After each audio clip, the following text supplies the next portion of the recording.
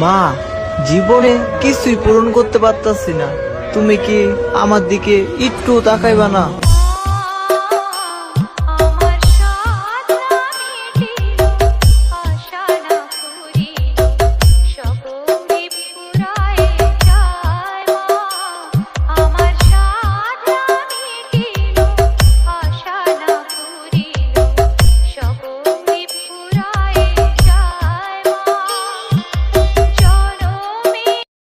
মা, জীবনে কিছুই পূরণ করতে পারতাছি না, তুমি কি আমার দিকে একটু তাকাইবা না?